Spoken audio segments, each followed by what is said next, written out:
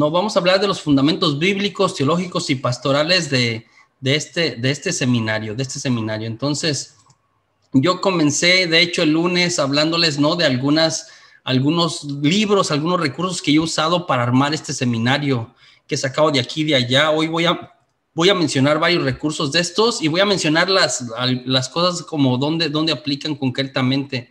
No, la Biblia, por seguro, si usted se ha dado cuenta, este curso está bíblicamente bien fundamentado. Tomamos varios pasajes de aquí, de ahí, de allá para de alguna manera apoyar lo que estamos presentando. Y no solamente hemos hecho como a traer los textos, sino entender el texto. Esto es importante porque la Biblia hay que entenderla, hay que hacer exégesis, hay que interpretarla, porque otra vez no la escribí yo, no se escribió en mi tiempo, no la puedo utilizar, aunque Dios nos ilumina también, esto es parte de, pero es como que una doble cosa. Pedimos a Dios que nos mande su espíritu para que podamos entender, pero también estudiamos la Biblia. Entonces hemos utilizado la Biblia bastante. He citado varios numerales del catecismo y voy a citar varios más que me parecen muy importantes, ¿no? Otro libro sobre liberación, hablamos sobre todo, este libro del Ministerio de la Liberación de Licres. Lo único que saqué ahí, digo, tiene varias cosas interesantes, es todo un tema por separado, pero lo que me pareció interesante es que nosotros los laicos, porque por mucho tiempo pensamos como que no, es que eso le toca hacer a los padrecitos a los clérigos, y no. Lo que dice este documento que brota de Roma, de la renovación carismática, pero desde Roma de alguna manera, ¿sí? Dice que nosotros los laicos podemos orar por liberación, por nosotros y por otros, y habla de algunos lineamientos para cómo se hace eso, ¿no? También mencioné lo de las directrices de las oraciones de sanación, porque ahí es donde habla de la sanación intergeneracional, que en el 2007 cuando se escribió, en el 2007, ¿sí?, no se desarrolló el tema, pero se habló como existente, existe, todavía no hay tanta materia como que para que la discutimos. Yo les compartí este documento, Salvifici Doloris, que es esta carta apostólica del Papa Juan Pablo II, a propósito del martes que hablamos del sufrimiento. Es maravilloso. Si lee otra vez, estos recursos después, usted, si le llama la atención, por supuesto, como profundizar en alguna de las cosas que hablamos, puede con calma, terminando el seminario, leer, ¿no? Sobre el sufrimiento es muy interesante, muy interesante. Encarnaciones Mysterium también del Papa Juan Pablo II, del Papa Juan Pablo II, pues habla de lo que se llama sanación de la memoria, de los pecados del pasado, de alguna manera. Reconciliatio e penitencia es muy interesante. Yo lo voy a citar el día de hoy y habla sobre la dimensión social del pecado, Hoy lo voy a citar, dice cosas muy interesantes. Gaudete et Exsultate habla sobre, este es del Papa Francisco, muy reciente, del 2018, habla sobre la existencia del demonio, a propósito de que hay algunas personas, ¿no?, teólogos muy, muy reconocidos, ¿no?, figuras eclesiales muy, muy importantes que han dicho como que es una idea, como que es simbolismo, como que es un mito, ¿no?, que fue necesario tenerlo por ahí en la Edad Media, pero ya no. Y finalmente ese documento que yo se los compartí el día de hoy, que también está un poquito extenso, que se llama Jesucristo, portador del agua viva, que es sobre las cuestiones de la nueva era, ¿no?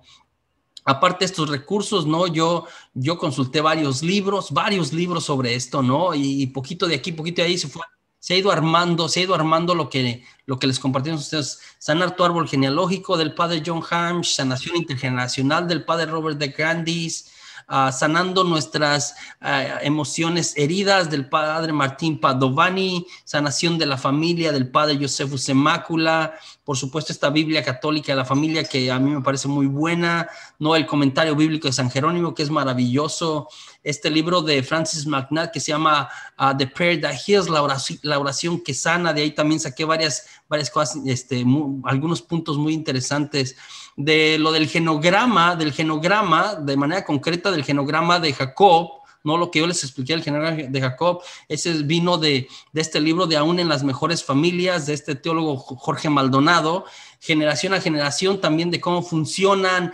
la cuestión de las cosas, los patrones de conducta psicológicos que se dan en una familia y cómo lo que pasa con uno afecta en otro, ¿no? Lo consulté de este libro que se llama Generación a Generación de Edwin Freeman, ¿no? Sanando la herida más profunda, también saqué cosas de ahí, lo de los fetiches y lo de las cosas que utilizamos para superstición, lo saqué de los objetos troyanos, ¿no?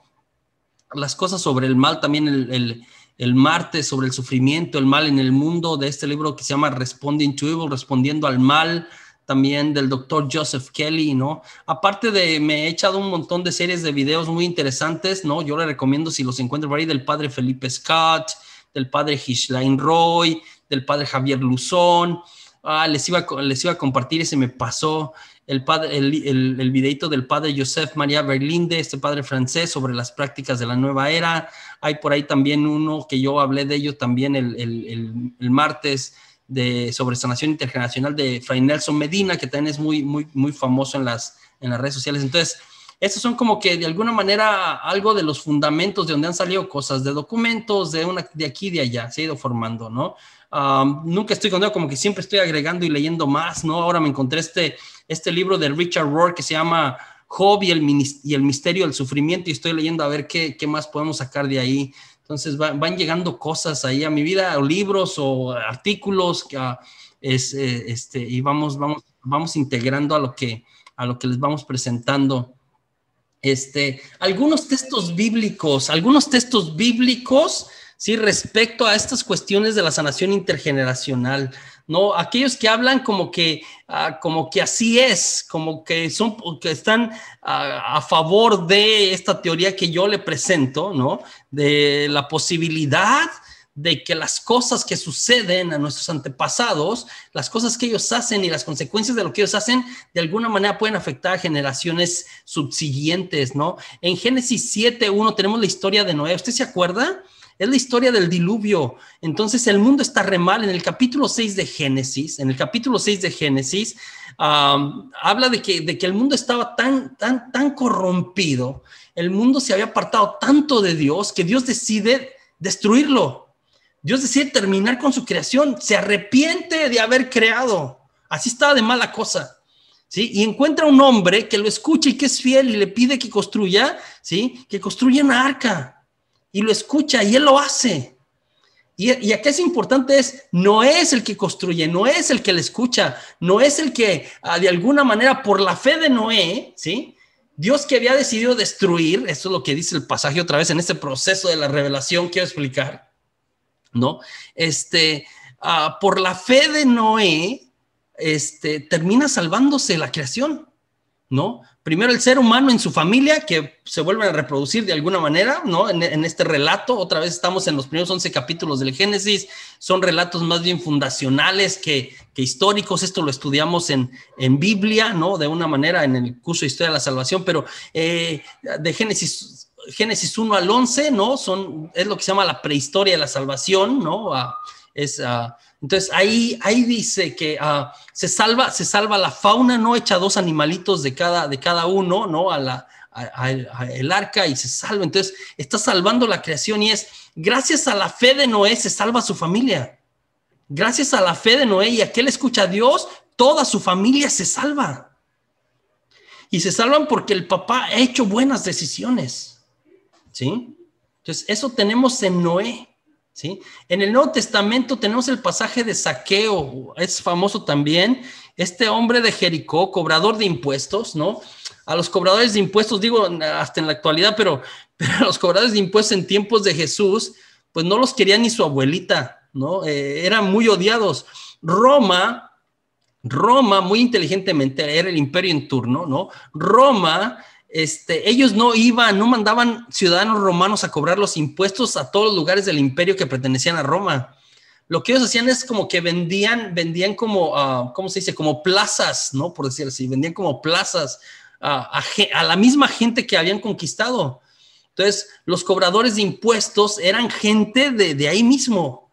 Y Roma hacía trato y decía, mira, o sea, tú reúnes los impuestos y yo te pago, te doy una parte y tú me entregas. Entonces eran entre los mismos judíos que cobraban los impuestos ellos y le tenían que entregar a Roma, ¿no? Y tenían fama de rateros los cobradores de impuestos, ¿no? Así como que Roma decía, no, pues estoy pensando, ¿no? Por decir a alguien que está acá, pues al señor Francisco Rivas, ¿no? Al señor Francisco Rivas, pues tiene mucho dinero, no quiere decir, pero tiene mucho dinero, este año pídele 6 denarios, es la cuota del señor Francisco Rivas, ¿no? 6 denarios. Y entonces, suponiendo que yo soy Mateo, entonces vengo con el señor Francisco Rivas y le digo, Roma dijo que este año me tienes que dar 8 denarios. Roma había hecho 6, esa era la tarifa que venía de Roma. Y yo le digo, Roma me dijo que tienes que darme 8. Y entonces el señor Rivas, ¿no? Así como que, oye, pues, ¿de dónde sacas que te puedo dar 8? ¿De dónde saca Roma que te puedo dar 8? Si quieres, te puedo dar 6 y los otros 2 ahí te los voy dando de a poquito. Ahí te los voy dando a poquito o te doy unos borregos o algo, no lo sé, alguna cosa así, ¿no? Te completo con producto en especie o no sé cómo se dice, alguna cosa así, ¿no? Y entonces yo iba y le decía a Roma, luego que ya le había cobrado 6, me había entregado 6 y todavía me iba a dar más durante los siguientes meses, ¿no? En los abonos fáciles y olvidadizos. Yo voy y le digo a Roma, ¿sabes qué? El señor Francisco Rivas, pues es de Monterrey, ¿no?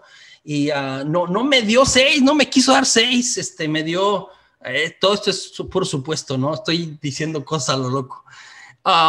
Me dio nada más 4, aquí están los 4, ¿no? Aquí están los 4 que me dio.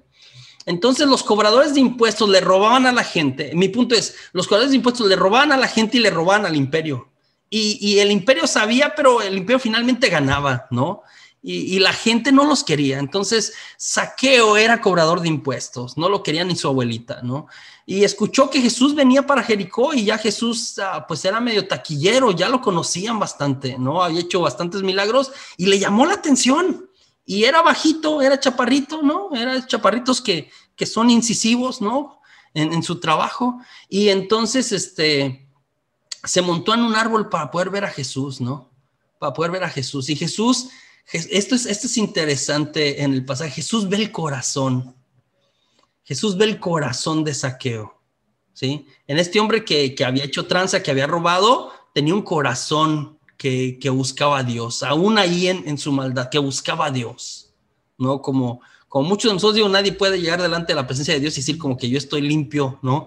Entonces, y le dice a Zaqueo, Zaqueo, baja, hoy voy a entrar en tu casa, Y Jesús entra en la casa, y entrar en la casa, en la Biblia, en la palabra de Dios, entrar en la casa quiere decir entrar al corazón. Habla también de conversión, habla de Dios entra a tu vida, ¿no? En Apocalipsis no habla, mira que estoy a la puerta y llamo. Ya la puerta se refiere a la puerta del corazón, a la puerta del corazón de la persona. Entonces, que hoy voy a entrar a tu casa, ¿sí? Voy a entrar a tu corazón y Jesús dice, proclama en la casa de Zaqueo, ¿sí? Hoy ha llegado la salvación a esta casa. Y también en la Biblia, cuando se refiere a casa, ¿sí? Y esto se utiliza bastante también en Hechos de los Apóstoles, se refiere a toda la familia, no nada más es el lugar, no se refiere a las 4 paredes o las paredes que haya. Casa era la familia que habitaba ahí. Entonces Jesús dice, hoy ha llegado la salvación a esta casa. Y es interesante que ¿quién fue el que fue y se montó en un árbol? Uno de la familia. ¿A quién le entró curiosidad por conocer a Jesús? A Zaqueo, ¿sí? ¿Qué terminó sucediendo? Llegó la salvación a aquella casa. Jesús entró a sus vidas, ¿sí? Una conversión impresionante de Zaqueo. Termina diciendo, voy a devolver a todo el que le haya robado y después lo que me sobre, ¿sí? Lo voy a repartir entre los pobres. Lo voy a repartir entre los pobres. Entonces, otra vez, la decisión de uno termina siendo bendición para toda la familia, Hay algunos, en el aspecto negativo, estos son dos que tomaron buenas decisiones, su familia terminó bendecida. Voy a poner dos que, porque tengo varios, dos que tomaron malas decisiones y que terminó afectada a la familia, ¿no? En Números 16 tenemos dos historias que se combinan. La de Coré, por un lado, Coré, ¿no? Que se rebela contra Moisés, y la de Datán y Abirón, que se rebela contra Aarón, el hermano de Moisés, que es como el encargado de los sacerdotes, ¿no? de Israel en ese tiempo. Y hay un desacuerdo y pelean y todo, ¿no? Pelean a todo. Es un pasaje medio extraño. Una rebelión. Y la consecuencia de la rebelión termina, ¿sí? En que otra vez Moisés entra al quite y empieza a decir a quién está equivocado, quién está nada más peleando por pelear, que Dios haga justicia, un pasaje también extraño del Antiguo Testamento, y dice que al final, ¿no? No termina románticamente este pasaje, usted lo puede leer con calma, Número 16, dice que a la familia de Coré, la familia de Datán y la familia de Abirón, y dice a la gente que está a su alrededor, como los vecinos, las casas que alrededor, le dicen como que apártense. Y entonces dice que se abre la tierra, ¿no? Se abre la tierra y se traga a estos tres personajes y a toda su familia. Toda su familia son aniquilados. Y la familia sin haber hecho nada, o sea, los que se habían revelado eran Coré, eran Datán y eran Abirón, pero eran las cabezas de familia. Entonces, toda la familia, esta idea todavía del Antiguo Testamento, terminó pagando de alguna manera. En 2 Samuel tenemos el hijo de Betsabé. Sabe que otra vez esta historia, el rey David se mete con la esposa de Urías elitita, ¿no? Después quiere colgarle el milagrito, quiere que él sea el papá, lo manda a llamar, no responde o no resulta como quiere el rey David, literalmente lo manda a matar, lo manda a poner enfrente del ejército a Urías para que lo maten, ¿no? Y después se le aparece el profeta, llega el profeta Natán y le dice que ha cometido una injusticia, y el rey se arrepiente. Nace el Salmo 50, que el Salmo 50 es maravilloso, no sé si usted lo ha leído, es maravilloso, es un salmo de arrepentimiento. Y pero a pesar de que David se arrepiente, que pide perdón, el hijo que nace de Betsabé, muere. Y eso que David le pide a Dios que no muera. El niño muere. Él se arrepiente, ¿sí? Y Dios lo perdona a David. Pero otra vez las consecuencias son un animal aparte. Es triste, pero es así. En las consecuencias pueden pagar otra vez el sistema familiar. En el Nuevo Testamento, voy a decir el de Mateo 27, no voy a hablar del 23, el de 27, del 24 al 25, de que está aquí, es cuando están enjuiciando a Jesús, cuando llevan a Jesús los sumos sacerdotes a Pilato para que pueda procesarlo y darle muerte, y Pilato no encuentra culpa. Llega un momento en que Pilato se lava las manos y dice como que, o sea, la sangre de un inocente no va a caer sobre mí. Eso dice Pilato, ¿sí? Pilato dice, encuentra que Jesús no es reo de muerte, que esos están locos, que lo quieren matar, que perdieron el sentido, que los sumos sacerdotes y el pueblo está mal. Y entonces el pueblo grita que su sangre, que la sangre, ¿sí? Que la sangre de Jesús caiga sobre nosotros. Mire, dicen que la sangre de Jesús caiga sobre nosotros y sobre nuestros hijos. Miren lo que están diciendo, que la sangre de este inocente caiga sobre nosotros y sobre nuestros hijos. Y otra vez, quien escribe y quien analiza el Evangelio dice, bueno, Mateo se escribió ya por allá en el año 80 más o menos, 80, 85, 75, 80, 85, ¿no? ¿Usted sabe qué pasó en el año 70 en la historia de Israel? Roma destruyó terriblemente Jerusalén. Entonces, los hijos de aquellos que estuvieron en el juicio de Jesús, ¿sí? Y fue terrible de verdad. El emperador en turno, ¿no? Tito, el hijo del emperador en turno, causó una muerte impresionante. Sitió la ciudad, no dejaba entrar y salir nada. La gente se empezó a morir primero de hambre y luego les cayó encima cuando estaban todos débiles. Fue terrible. ¿sí? Y otra vez fueron los que estuvieron en el proceso, ¿no? Los que de alguna manera dijeron que la sangre de ese inocente caiga sobre nosotros. Algunas excepciones a esto de pasa a los padres y de alguna manera también sucede algo a los hijos. Tenemos en estos pasajes de aquí donde habla de no se puede repetir. Si los padres comieron uvas verdes, no tiene por qué doler los dientes a los hijos. Y tenemos que interpretarlas de acuerdo a su contexto, cada una de estas. Entonces, si hay algunas excepciones, y esto es lo que hace de alguna manera cuando estudiamos este tema, desde el punto de vista bíblico, como que, caray, por una parte la Biblia dice una cosa y por otra dice otra cosa, se está contradiciendo, y le voy a decir la respuesta es no. Es en un momento, de acuerdo a ciertas circunstancias, se enseña una cosa, y en otro momento, de acuerdo al momento, está enseñando otra cosa porque tiene que ver con lo que está sucediendo en ese momento y da sentido lo que dice, aunque parece que contradice lo que ya se dijo atrás. Aquí da sentido al momento que está viviendo el pueblo. Esto es importante. Estoy pensando, por ejemplo, los pasajes de Ezequiel y de Jeremías, ¿no? De Ezequiel y Jeremías, que van más o menos en la misma línea. El pueblo venía de mucho sufrimiento. O sea, el pueblo, de hecho, ya había experimentado la consecuencia de los pecados, de los de ellos y de los de sus antepasados. Entonces, lo que está diciendo Ezequiel y Jeremías no es como que ya pisarles más, sino darles esperanza. Como que no, o sea, si ya no se tiene que pagar más. Finalmente, al parecer, como ya han pagado, pero es como que Dios no quiere hacer esto, nunca quiso hacer esto, ¿sí? No es lo que está en el corazón de Dios, de alguna manera. En el Nuevo Testamento tenemos la historia, es un pasaje también misterioso, la historia del ciego de nacimiento. Otra vez, en la mentalidad judía pensaban como que si alguien tenía una enfermedad es porque algo había hecho mal esa persona, ¿sí? O sus padres, ¿sí? Entonces la enfermedad era causa del pecado. Entonces preguntan, ¿quién pecó? No, sus padres no pecaron, ni él tampoco, nació ciego. Jesús termina diciendo, él no pecó, y Jesús lo afirma, no pecó ni él ni sus padres, esto fue para que la gloria de Dios se manifestara. Ahí hay una parte misteriosa, no hubo culpa.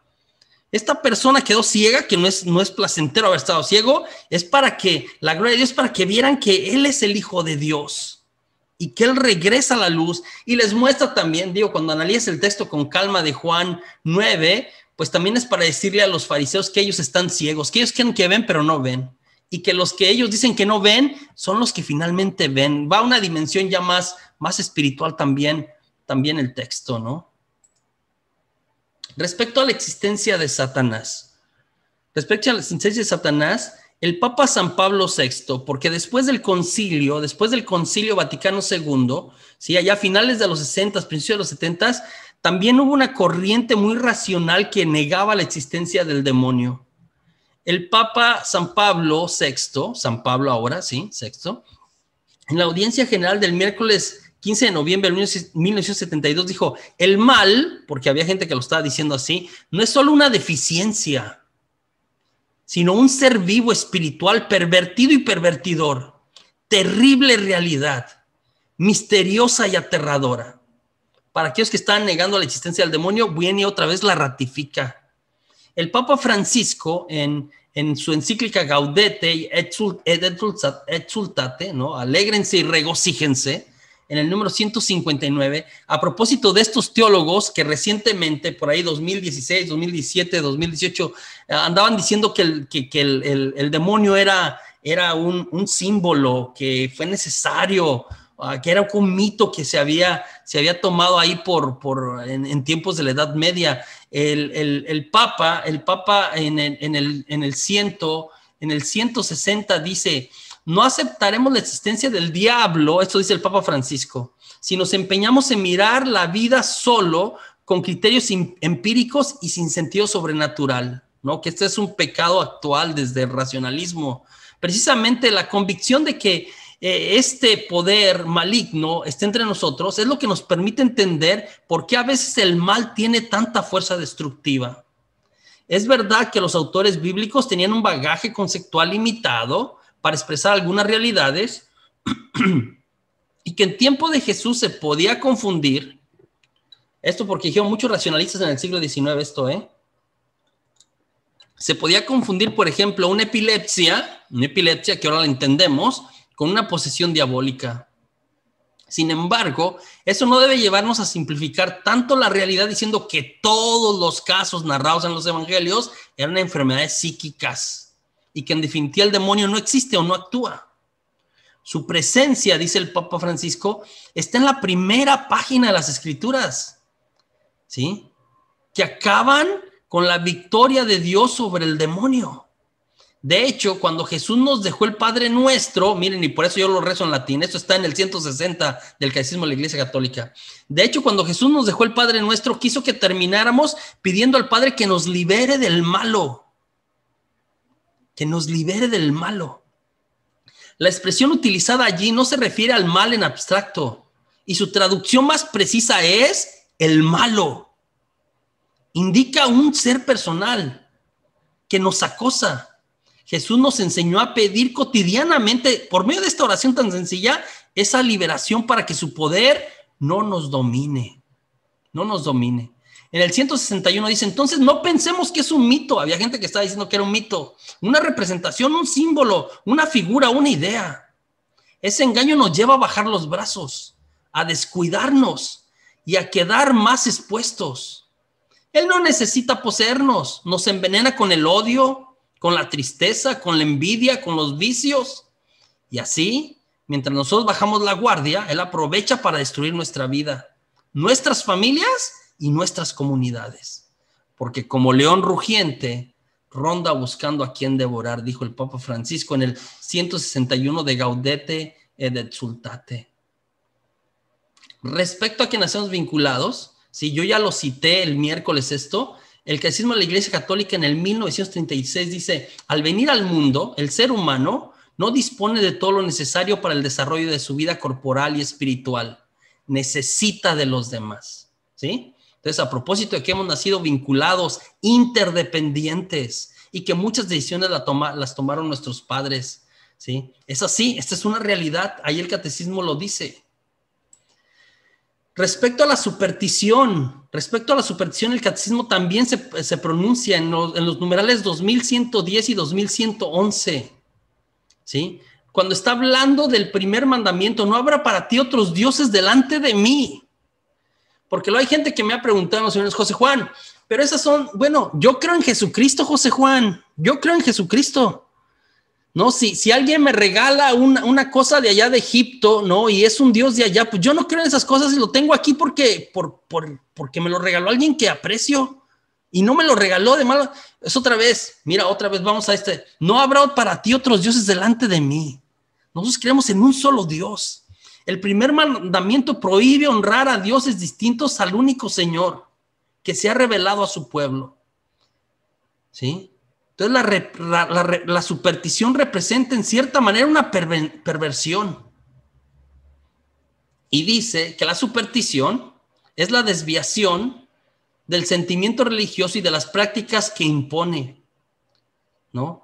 Puede afectar también al culto que le damos al verdadero Dios. Por ejemplo, cuando se atribuye una importancia de algún modo mágica, esto es importante, mira lo que dice aquí.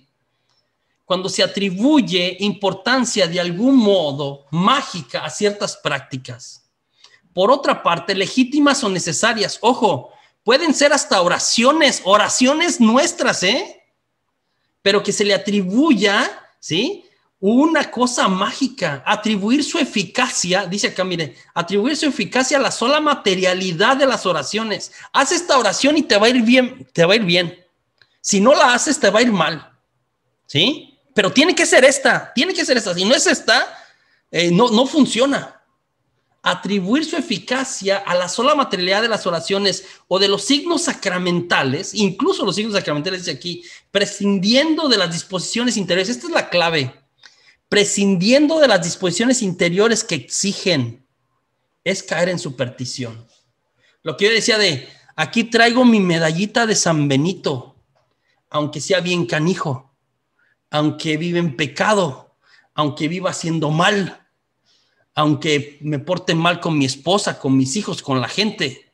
No hay disposiciones interiores, no hay vida cristiana. Esta no es magia, esto tiene que ver con la vida completa del ser humano. Si no caemos en superstición y más con cosas que ni siquiera tienen que ver con la fe, aún peor. La idolatría, ¿sí? Dice el catecismo, no se refiere solo a los cultos falsos del paganismo. Cuando hablamos de idolatría no es así como que a los cultos falsos del paganismo, los antiguos, o es una tentación constante de la fe. La idolatría consiste en divinizar lo que no es Dios. Divinizar lo que no es Dios. La idolatría rechaza el único señorío de Dios. Solamente Dios hay uno. Es por tanto incompatible, ¿sí?, con la comunión divina. La idolatría, ¿no? Y cita varios pasajes de cosas que tiene que ver en los siguientes números con la idolatría. La adivinación, mira, el catecismo habla de esto. No es como que, José Juan está hablando cosas locas. El catecismo de la Iglesia Católica, ¿no?, habla sobre la adivinación, la magia y el espiritismo. En el 2115 al 2117. Mira, ahí dice, todas las formas de adivinación deben rechazarse. El recurso satano a los demonios, la evocación de los muertos y otras prácticas que equivocadamente se supone desvelan el porvenir. Dios puede revelar el porvenir a sus profetas y a otros santos, ¿sí? Sin embargo, la actitud cristiana justa consiste en entregarse con confianza en las manos de la providencia. Hay gente que le gusta, ¿qué me va a pasar? Léame las cartas, échemelas, léame el café. Cuidado con este morbo medio raro, porque otra vez pisamos terreno de Satanás. Y luego dice abajo, todas las prácticas de magia o de hechicería mediante la que se pretende domesticar potencias ocultas para ponerlos a su servicio y obtener un poder sobrenatural sobre el prójimo, aunque sea para procurar la salud, ay Dios mío, aunque sea para procurar la salud, son gravemente contrarias a la virtud de la religión. Luego habla de la consulta de los horóscopos en el 2116, la astrología, la quiromancia, la interpretación de presagios y de suertes, los fenómenos de visión, el recurso a los mediums, ¿no? Todas estas cosas, ¿sí? La rechaza, son contrarias a la fe. Respecto a la dimensión social del pecado, este numeral me encanta. Casi es como carpetazo al curso ¿no? Casi es como que agarras el micrófono, ¿sabes? Como que agarras y dejas caer el micrófono, ¿no? Es muy interesante. Este documento de Juan Pablo II, ¿sí? Juan Pablo II, en el número 16, respecto al pecado, dice, no existe pecado alguno, aún el más íntimo y secreto, el más estrictamente individual, que afecta exclusivamente a aquel que lo comete. Mira, no existe pecado alguno, hasta el más íntimo, que se quede nomás ahí. Es decir, todos los pecados, hasta el más personal, el que hago yo, el que hace usted, afecta a los demás. El padre Francis, un padre santo, algunos de ustedes lo pueden conocer aquí de Houston, del centro carismático. El padre Francis dice, ¿no?, en sus charlas, que cuando yo, José Juan, pido perdón a Dios, tengo que pedir perdón por mis pecados y por tus pecados, o por mis pecados y los pecados de los demás, porque mis pecados te afectan a ti, esto lo dice el padre Francis, y tus pecados me afectan a mí. Continúa el Papa Juan Pablo II en este documento que escribió por ahí en 1984. Todo pecado repercute con mayor o menor intensidad, con mayor o menor daño en el conjunto eclesial y en toda la familia humana. Según esta primera excepción, se puede atribuir indiscutiblemente a cada pecado, ¿sí?, el carácter de pecado social. El carácter de pecado social. Hablar de pecado social, dice el Papa, ¿sí?, es decir, ante todo, reconocer que en virtud de una solidaridad humana tan misteriosa e imperceptible como real y concreta, el pecado de cada uno repercute en cierta manera en los demás. Esta es la otra cara de aquella solidaridad que a nivel religioso se desarrolla en el misterio profundo y magnífico de la comunión de los santos, merced a la cual se ha podido decir que toda alma, esto que está aquí, miren, lo que se llama la ley de la elevación, esto es muy interesante, la ley de la elevación, toda alma que se eleva, eleva al mundo. Toda alma que se eleva, es decir, toda alma que busca a Dios genuinamente, eleva al mundo, a la humanidad completa. Estoy pensando, Madre Teresa de Calcuta, ¿sí? Eleva al mundo. San Padre Pío, eleva al mundo. Mira los salvadoreños, ahora que hicieron santo a Óscar Romero, El Salvador completo como país se siente como en un lugar, es decir, cada persona que se eleva, toda alma que se eleva, eleva al mundo. Pero luego el Papa Juan Pablo II dice lo contrario, la ley del descenso. Un alma que se abaja por el pecado, abaja consigo a la iglesia y en cierto modo al mundo entero. Un alma que se abaja por el pecado, abaja consigo a la iglesia y en cierto modo al mundo entero. Estoy pensando yo en las cuestiones, por ejemplo, de la pederastia, de los abusos, de algunos sacerdotes que se equivocaron mal plan, digo, están enfermos aparte, o sea, hay muchas implicaciones en esto. Es muy complicado, muy complejo.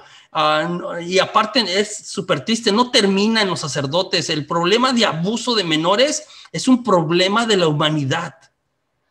Pero bueno, otra vez, quiero regresar como que a la parte de algunos sacerdotes se equivocaron y la iglesia completa pagó. A mí me tocó el tiempo a través de Boston que le digo que estaba en la calle, era seminarista, todavía estaba con el padre y después de que surgió la noticia, iba en la calle con el padre y al padre, ¿no? Iba con su camisa de alzacuello, la gente le gritaba de obscenidades, al cura de la parroquia donde yo iba, le gritaba de obscenidades, le levantaba el dedo. Es esta parte de pagan justos por pecadores, o sea, uno la regó, cae sobre todos.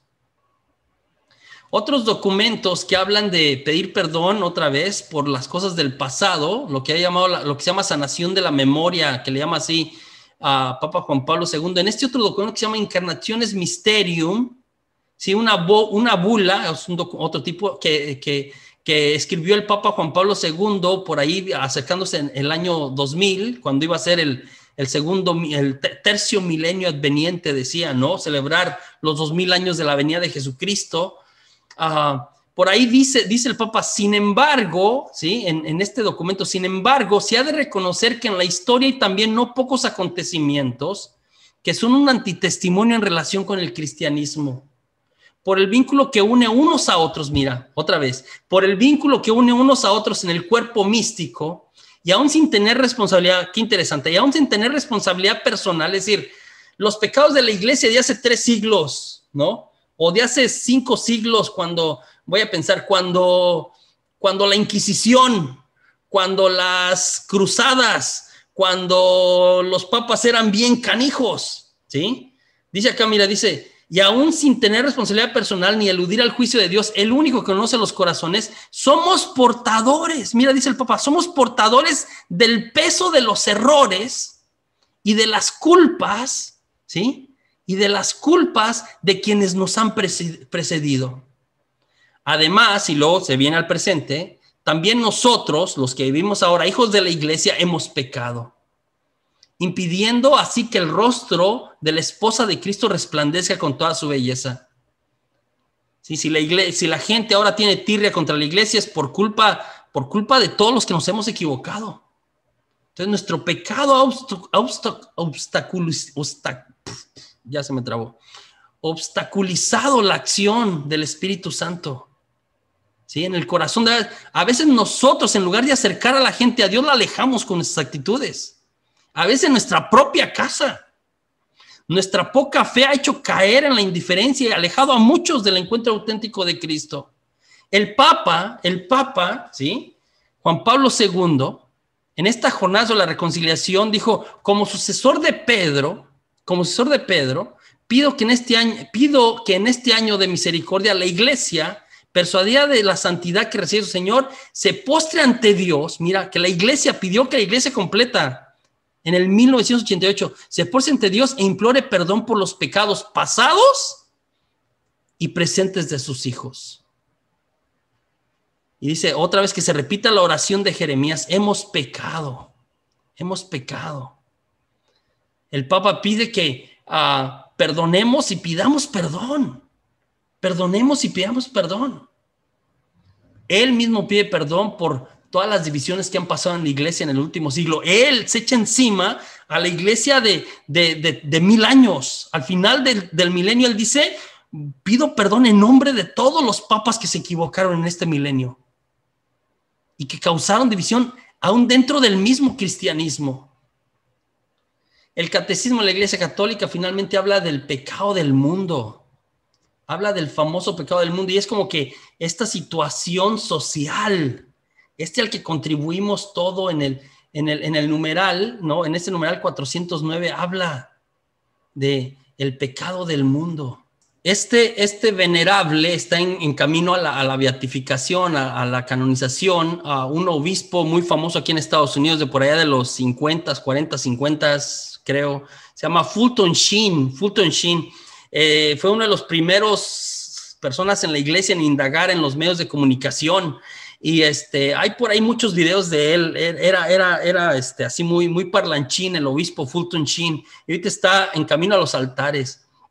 Y él habla que tenemos 3 armas, que Dios nos ha habilitado con 3 armas para esta batalla espiritual, para recuperar el terreno que hemos perdido con Satanás y rescatarnos a nosotros y a nuestras familias de sus garras. Y uno de ellos es el nombre de Jesús. Entonces, tres armas: el nombre de Jesús, la sangre de Jesús y luego la devoción a nuestra Santa Madre, a nuestra Madre María. Él habla que estas 3 armas son poderosas en la batalla espiritual, ¿sí? Y el nombre de Jesús no en sentido mágico, no nos referimos a una cuestión mágica, no nos referimos el nombre de Jesús representa a Jesús mismo, todo lo que Jesús significa, la acción de Jesús, su pasión, su muerte, su resurrección, significa todo. Cuando yo utilizo el nombre de Jesús, ¿no? Invoco a Jesús mismo. Ese nombre, el nombre de Jesús, la persona de Jesús, el demonio no la puede resistir. Por eso en la batalla espiritual utilizamos mucho. Usted va a ver en la oración de mañana mucho. En el nombre de Jesús, ¿sí? Cortamos esto.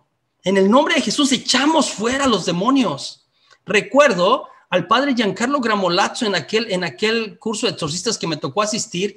Él decía que en una posesión diabólica y en un exorcismo, el exorcismo era como que la batalla entre 2 poseídos. La batalla entre 2 poseídos. Uno poseído por el demonio, la persona posesa, y otro poseído por Jesús, por Dios. Porque de hecho él decía, no hay ningún ser humano que pueda echar al demonio por sus propias fuerzas. Es en el nombre de Jesús, es por el poder del nombre de Jesús, ¿sí? Que se puede realizar esto. La sangre de Jesús también se utiliza bastante, mucho en medios también así medio protestantes, pero tiene su significado teológico es por la sangre de Jesús que nuestros pecados son lavados, que nosotros somos rescatados. Y esta figura de la sangre es muy bíblica, es muy teológica. Desde el Antiguo Testamento se utiliza. El mismo Moisés, cuando le van a entrar las tablas de la ley, está al pie del monte Sinaí, y realiza un sacrificio y la mitad de la sangre la tira sobre el altar, pero la otra mitad de la sangre la esparce sobre la gente como signo de expiación, de perdón de los pecados. Y los judíos hacen esto. De hecho, bueno, cuando estaba en el templo, ya no está el templo, pero por muchos siglos hicieron esto. Cada año en la fiesta de la expiación, ¿sí? El sacerdote derramaba sangre de los corderos sobre el altar para pedir perdón por sus pecados y los pecados del pueblo. Jesús dice en la última cena, tomen y comen, esto es mi sangre, que será derramada por ustedes para el perdón de los pecados, ¿sí? Entonces la sangre de Jesús también se utiliza bastante en nuestras oraciones, ¿no? Nuestra Madre María tiene un lugar especial porque, mire otra vez, y hay esta tipología desde el Antiguo Testamento de Eva, la primer mujer o la mujer inicial, no supo responderle a Dios con fidelidad, con obediencia, ¿sí? Con humildad, y por Eva, ¿sí? Por el pecado de Adán y de Eva nos entró pues esta desgracia a consecuencia del pecado de los seres humanos. Es por la obediencia de María, ¿sí? Y de hecho desde Génesis 3 dice, y el fruto de una mujer, y se refiere a María, ¿sí? Te aplastará la cabeza. Entonces el demonio, y esto dicen muchos exorcistas, el demonio le tiene tirria así mal plana a María.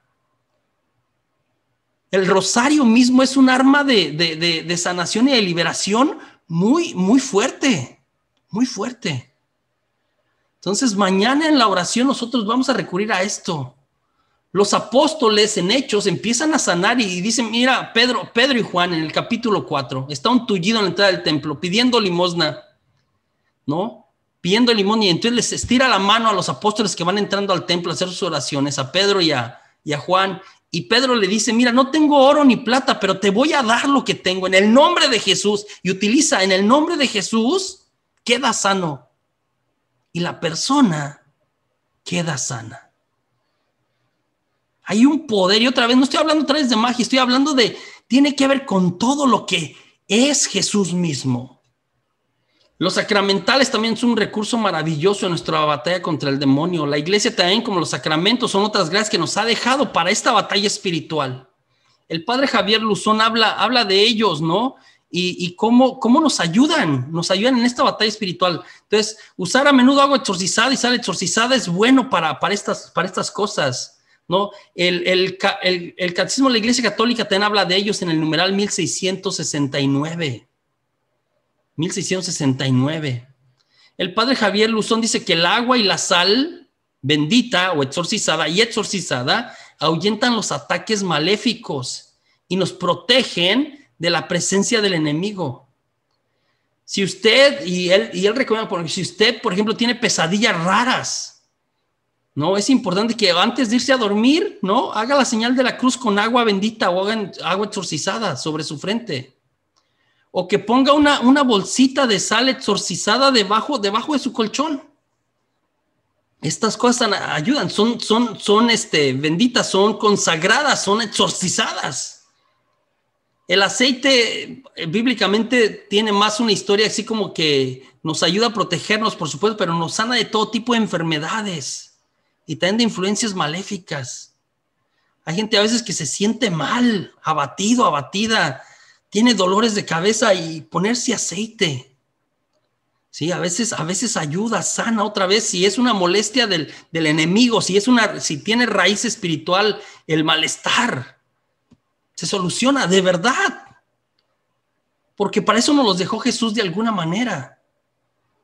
Cuando usted piensa que en su casa hay cosas, hay espíritus, hay alguna cosa porque metió amuletos o porque alguien vino y le metió cosas a lo mejor, ¿no? Combine los tres, ¿no? en un recipiente y póngalo en algún lugar de su casa, un poquito de sal, un poquito de agua, un poquito de aceite, ahí déjelo. El padre Javier Luzón dice que cuando hay presencias, de hecho, esta mezcla a veces se presenta cosas ahí, pero sirve para ahuyentarlos de alguna manera. Entonces, el día de mañana, estoy pendiente con el padre, no me ha contestado 100%, les iba a decir eso hoy ahorita al final. Estoy por confirmar, ya me ha dicho que sí, el padre que me ha dicho que sí no va a poder, ahorita estoy tratando de conseguir a alguien más para mañana, sobre todo para la bendición de los sacramentales y la oración para cortar los efectos de la masonería. Entonces, Cristo es nuestra respuesta. Entonces, ¿a quién vamos en medio de todo esto? Sí, con eso quiero cerrar todo lo que hemos estado hablando esta semana. Sí, otra vez, José Juan, descubrí estas cosas en mi familia, descubrí estas cosas en mi vida. ¿Qué hago? Cristo es nuestra respuesta. Dejemos de buscar donde no está la solución. La solución se llama Jesús. Él quiere lo mejor para nosotros. Él quiere eso. Nos trajo una vida plena. Para eso murió por nosotros. Tenemos que invitarlo a nuestra vida, realmente a la de nuestra familia. Y entonces empiezan a ceder todas estas cosas. La oración del día de mañana nos quiere llevar eso, a renunciar a Satanás y entregar nosotros y a nuestra familia completa, ¿sí?, en manos de nuestro Salvador, Jesucristo. Él es nuestra respuesta. Esto es como un esquema de la oración. El día de mañana con calma lo vamos a ir repasando. Voy a brincar esto de otras oraciones. ¿Qué pasa después del seminario? Pues hay que seguir la vida cristiana de cada uno de nosotros de una manera más intencional. La paraliturgia, por supuesto, nos va a ayudar Es un camino inicial de sanación y de liberación para nuestra familia. Usted va a ver frutos, estoy seguro en el nombre de Jesús. Usted va a ver frutos en su familia. Pero es importante que después de la oración continuemos firmes, agarrados de Dios. En los diferentes medios que nos ofrece la iglesia, por medio de la oración, el ayuno, la lectura de la palabra de Dios, la confesión, la Eucaristía. Estas famosas 5 piedras, ¿no? Para vencer a Goliat que menciona la Virgen en Meyugori, ¿no? Menciona estos 5, la oración, el ayuno, la lectura de la palabra de Dios, la confesión y la Eucaristía como estas cosas que nos ayudan a mantenernos firmes. A que el demonio va a tratar de regresar y quiere hacer más daño. Necesitamos estar blindados, necesitamos agarrarnos de Dios genuinamente. En el nombre del Padre, del Hijo, del Espíritu Santo. Amén. Decimos juntos: amado Señor Jesús, gracias por compartirnos tu maravilloso ministerio de sanación y liberación. Gracias por las bendiciones que has derramado y sobre mí y sobre toda mi familia. Gracias por las sanaciones que has hecho y las que seguirás haciendo. Entiendo que la enfermedad y todo mal provocado por el enemigo son más de lo que mi humanidad puede soportar. Por eso te pido que me limpies de cualquier tristeza, pensamiento negativo, desesperanza o cualquier cosa que no venga de ti, que se me haya adherido mientras participaba en esta sesión. Si he sido tentado al odio, la impaciencia, la lujuria o a cualquier otra cosa, límpiame esas tentaciones y reemplázalas con amor, gozo y paz. Si cualquiera de esos espíritus se han aferrado a mí y me quieran oprimir de cualquier manera, les ordeno ahora mismo en el nombre de Jesús, espíritus de la tierra, del fuego, del agua, del mundo de las tinieblas o fuerzas malignas de la naturaleza, que se aparten de mí y que se vayan directamente a los pies de Jesucristo para que Él trate con ustedes como a Él le parezca. Ven, Espíritu Santo, renuévanos, llénanos con tu amor, tu presencia, fortalécenos donde nos sentimos débiles, vístenos con tu luz y llénanos de la vida de Dios trino y uno. Señor Jesús, por favor, envía a tus santos ángeles a protegernos de todo tipo de enfermedad, daño o accidentes. Te lo pedimos a ti que vives y reinas con el Padre y el Espíritu Santo por los siglos de los siglos. Amén. Y nos cubrimos con la sangre de Cristo en el nombre del Padre y del Hijo y del Espíritu Santo. Amén.